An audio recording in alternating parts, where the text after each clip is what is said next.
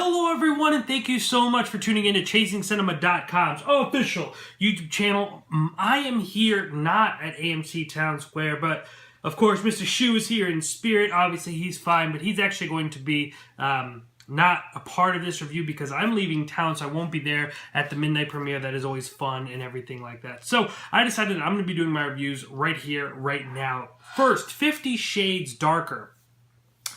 Now, if you remember, I wasn't crazy about the first 50 Shades of Grey, right? I think that Christian Grey, who's played by Jamie Dornan, just wasn't super charismatic. I don't believe in him and Dakota Johnson's chemistry. I didn't buy it. And the whole thing that really bothered me was that Christian Grey as a character was really just not believable. And I don't mean like, oh, he played it to a point where I didn't believe his character, but, you know, this character's like, I never sleep with the women that I have contracts with, or whatever he says, that he sleeps with.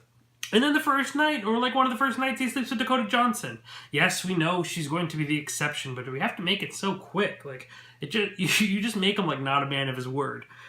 Anyway, fast forward, we are here, 50 Shades Darker, and I have to say, I felt that this movie was as about mediocre as the first. I mean, this movie to me, I honestly think really isn't necessary, because the whole thing about this movie is that Christian has taken on his demons and trying to fight this dark past and his sexual desires, trying to be with Anastasia, who is kind of stepping up. But, I mean, within the first 10 minutes of this movie, not a spoiler, they get back together. Obviously, as you can tell from the trailers, because they're around each other all the time. And, I mean, that's pretty much the whole point of the movie. Do we really need the rest of the hour and 55 minutes? Now, I will say this. There are two major events that happen in this movie. One, which is teased and I thought was going to be the main driving plot of this movie, which it wasn't. And that is a woman that used to be with Christian. She was one of his subs. She goes crazy. She's starting to threaten and stalk them. And I'm like, ooh, I could get behind this, right? Like, even though we've seen this formula, at least it's something interesting. And it goes one scene. It's pretty tense. She pops up a few times. It comes down to this one scene. And then, done. Then we have this other scene. And again, not a spoiler. For those of you who read the books, obviously you know what I'm going to be talking about. If you don't really want to know anything, I guess you could fast forward. But there's a helicopter crash. And this helicopter crash literally feels like it comes out of nowhere in the movie. And then Christian Grey is fine enough to go home, because he's in Seattle, I believe, in the crash. He flies back home. Or are they in Seattle? I don't know. He's traveling somewhere. He comes back home, and he walks in, and he's all bloodied, and he's obviously survived this helicopter crash, made it all the way back home, and his whole family's worried about him. He's all beat up. And then him and Dakota Johnson, or Anastasia, still have this really, really powerful emotional moment. I don't mean powerful as it was good, but, you know, they have this big moment.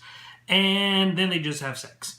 And to me, I'm like, okay, one, you have this really emotional breakthrough. We've answered everything that they've gone through with sex. Why not we have this really beautiful moment between these characters? And I know all the women are like, ugh, or even all the guys like, ugh, but still, like, that makes sense because it's contrast. It's different from something that they've done before, and having that moment of intimacy and not going straight to sex, I thought would have been interesting.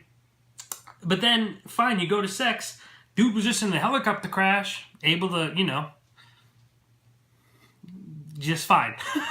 I mean, I don't know. It doesn't make sense. I know that's kind of nitpicky for some people, but let me tell you, the movie really doesn't have anything at stake. There's not much going on here. There's a lot of sirens and bling, but nothing really happens when you start it. From start to finish, crazy, like weird things happen, but nothing really changes. There's not much story here. It's not the worst thing I've seen.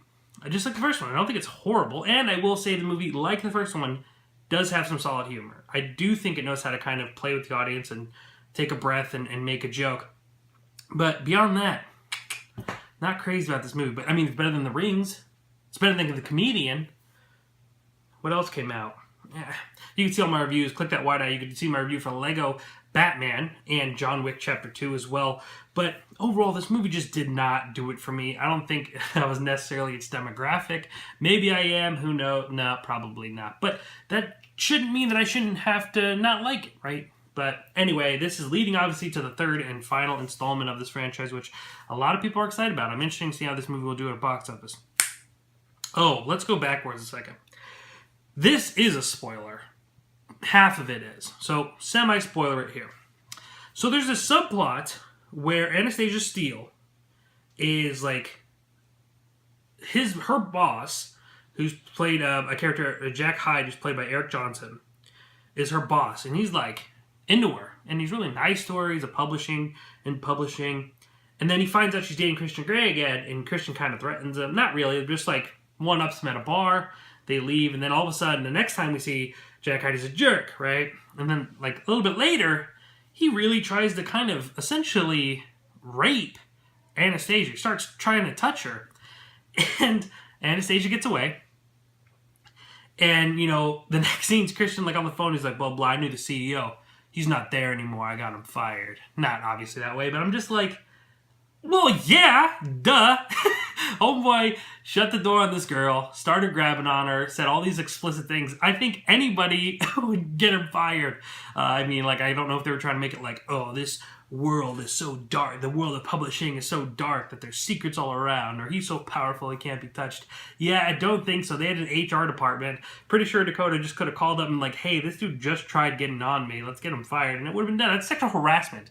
To me, completely silly. Anyway, here's a spoiler. There's this mystery man at the party, right? The masquerade ball. Takes a picture of the family.